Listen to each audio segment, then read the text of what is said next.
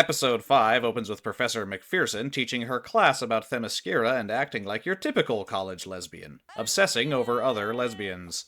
But we get more confusing dialogue about recently unearthed archaeological findings from Themyscira like statues and poetry that nobody in this class could possibly know about if nobody has ever set foot on the island like Rick said in the previous episode. A place where no outsider has ever set foot because anyone who tries is killed. Seriously, ignoring the twist this scene is trying to set up for later in the episode, I'm still stuck on how the hell there is a college professor who gets paid to study a culture on an isolated island that doesn't let in outsiders to study their culture.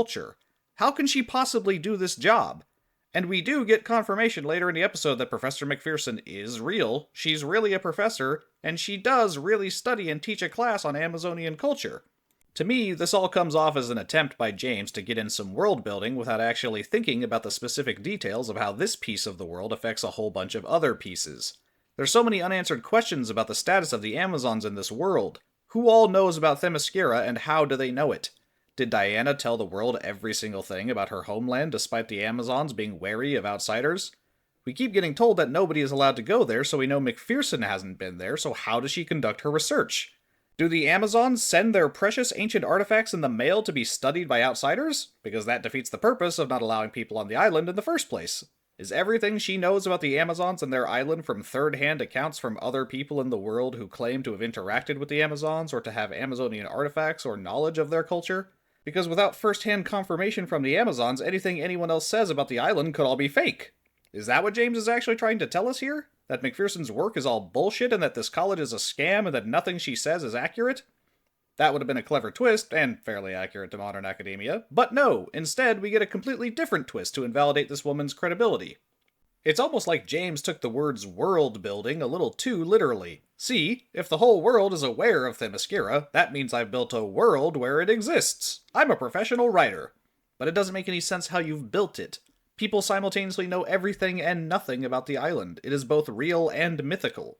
There's a field of study dedicated to learning more about it, even though the Amazons make sure there's nothing for anyone to learn about. This is one of the most contradictory plot points in the entire show, and it never gets answered. And it's all pointless anyway, because it only exists to cast doubt on McPherson's confirmation of Cersei's vision, which you didn't need any help with. The vision on its face was already dubious, and it's fucking retarded that Waller would have put any stock in anything Cersei showed her. Outside, Rick and Eric are observing McPherson's odd behavior while the entire student body is observing them. Seriously, they're just out in the quad looking into the classroom window. Very covert, General. Eric continues to be a dangerous, bloodthirsty moron for genuinely no reason. I mean it, and you'll see as we go on, he has no reason for killing most of the people he kills in this show. He's just dumb and crazy. And we know how bad writers like to use crazy as an excuse to justify mass murder. I'm looking at you, Riddler. This is not how this was supposed to go! We then cut to a goddamn motherfucking flashback that we've already fucking seen because that's how much James loves his goddamn flashbacks. We see Eric get burned by the bride again so we can see how he survived. Oh. Wait, no, we don't. Just kidding, we don't see that. We literally just replay a snippet of the flashback from episode 2. This show is now reusing its own footage to stay afloat. Holy fuck, tell me you ran out of ideas 3 episodes ago without telling me.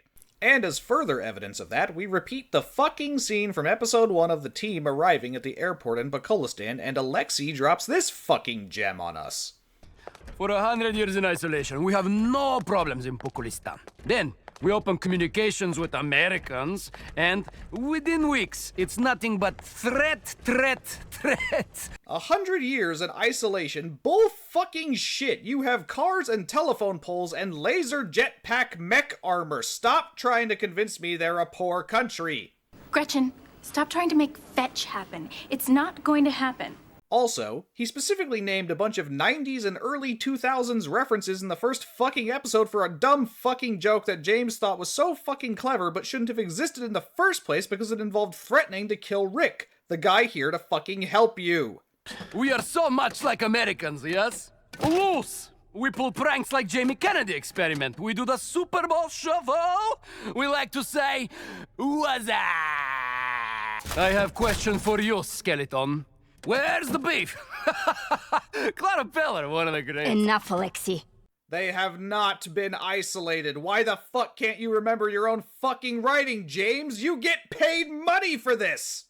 Alexei is immediately suspicious at this new unnamed threat that requires the Commandos' presence, and the bride does absolutely nothing to alleviate his concerns because she was a terrible choice for squad commander, because she doesn't give a shit about any of this. I hear ya, girlfriend. Rick and Eric arrive at McPherson's, and we get a very stupid joke about cats on leashes so Eric can reference something from his past so we can have an excuse for more fucking flashbacks. Now we see how Eric survived the fire. Frankenstein's classic and most well-known weakness. He fucking didn't. He's dead and the show abruptly ends. Sorry, wishful thinking. No, he just survives being on fire somehow long enough for him to walk all the way outside the castle, up the hill, and into a lake which somehow also has a river flowing out of it that doesn't just drain the fucking lake, and he washes up on a bank right next to an old gypsy woman's house and gets found by her dog. How fucking convenient. I'm not drinking again for this one, I might fucking die. The gypsy woman is blind but feels Eric's fucked up face and probably smells his burnt and rotting corpse and doesn't decide to just leave him there because he's clearly fucking dead. Instead, she brings him in and attempts to heal his wounds and nurse him back to health. Now for more stupid questions. How does dead flesh preserved with formaldehyde heal?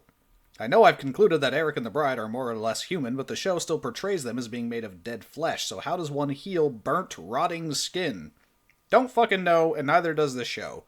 Eric is slowly nursed back to health and continues to be one of the most stupid and vile and cruel characters ever written, despite the show trying to trick you into thinking he might have a redemption arc. Spoiler alert, he doesn't.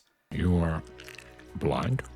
Duh. This world holds nothing of worth besides beauty.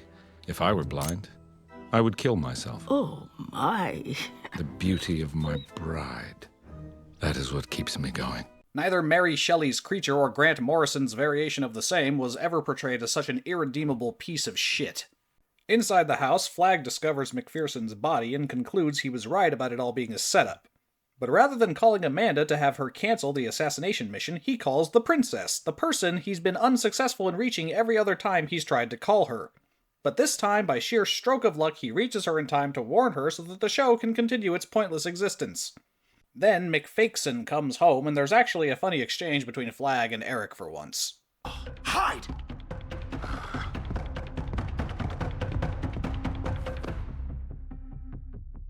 You think you're hidden right now? Oh, come on, I don't give a shit.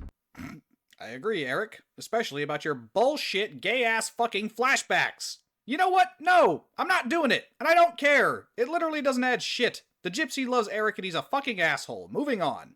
Alexei gets a call warning him about the Commandos' intentions, so he decides to divert them till he can come up with a plan. Back at the house, McFakeson turns into Clayface. Apparently, someone hired him to murder McPherson and discredit her, specifically while Rick was investigating her, which nobody could have known would even happen or when. How fucking convenient. It would have been much smarter to just reveal that McPherson was a fraud the whole time. You didn't need to bring in another character just to have a cool fight and then kill him off. Spoiler alert. This next sequence is really poorly edited together so that it can intersperse two fight scenes at once to make it seem like both stories are coming to a head, but both stories are fucking stupid and never needed to happen, so I'm just gonna do one, then the other. Rick and Eric get caught by Clayface and they have a big fight. Clayface should kill Rick instantly, but doesn't. Instead, he slowly cripples him just enough so that he can survive the fight but be too injured to be in the rest of the show. He then tries to smother Eric, the supposedly dead guy who may not even need to breathe as far as Clayface knows, instead of tearing his stitched-together corpse body to shreds, which he could easily do. Then Eric does the one and only clever thing he'll do in the entire show. He grabs an exposed electrical wire and touches it to the bolts on his head to use his body as a conductor and fry Clayface till he explodes. Very nice. Except now we have to re-examine the point that I brought up in episode 1. Eric and the bride were brought to life by electricity, which led me to believe it would not be an effective weapon against them. That is now confirmed, which means when the bride got shocked by her control chip in the first episode, I was right about that making no sense. The chip should be useless on her. Flagg and Amanda don't actually have control over the bride.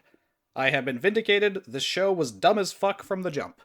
The other fight scene begins with Alexei driving the Commandos into a planned ambush where a full contingent of soldiers, 2 more APCs, a gunship, and 3 Amethyst Knights, yes, only 3, are there to meet them and stop the Commandos before they can kill the princess. Phosphorus punches Alexei's face off, and the soldiers open fire on the APC, which is now suddenly not bulletproof. The squad gets out and immediately scatters, and the Knights say to focus on the blue woman and the skeleton because they are the only threats.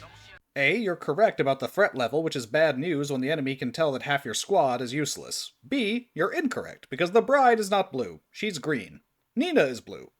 The bride's bullets are standard issue hero bullets, which means that only her shots can get through Kevlar vests and helmets, even though those things are specifically designed to stop handgun rounds like hers. We also saw regular bullets go through Amethyst Knight armor before, but now the bride's super punches are having a hard time getting through.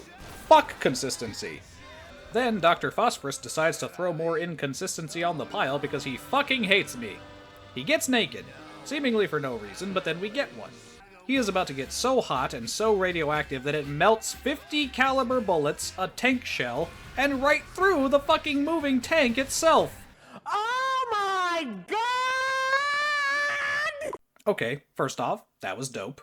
But also fucking stupid because it proves to us once again that Phosphorus is a one-man army. He does not need the rest of the team at all. He could take on the entire Pokolistani army all by himself. Also, why did he remove his clothes before doing his super move? Was it so that they didn't get burnt? Because every other time he used his power to a huge degree, that wasn't a problem. Also, why would he fucking care? Nobody can see that he's naked. It doesn't fucking matter. Why not just give him a containment suit that can handle the radiation? I'll tell you. It's because his name is Dr. Phosphorus, and whoever designed his look for this show really wanted to put him in a lab coat. You know, because doctor. Fuck you. That's dumb. Give him clothes that won't burn. Oh, now the bride can rip through their armor. How fucking convenient. And now the night lasers are powerful enough to melt knight armor and shoot down helicopters. Then how the fuck did they lose to the incels of Themyscira? How fucking hard is it to remain consistent with the power levels of everyone in your show? How can you expect to have any stakes at all to the action if nothing matters and anything can happen at any point? I'm serious. Apart from Phosphorus, I don't have any idea how strong anyone in this show is or what they're vulnerable to, and I don't fucking care because the people making the show don't fucking care. None of this matters, and the whole thing is stupid. Anyway, despite the bride and Phosphorus just destroying an entire fucking army, the normal civilian police arrive and they fucking run away in terror because that makes any fucking sense.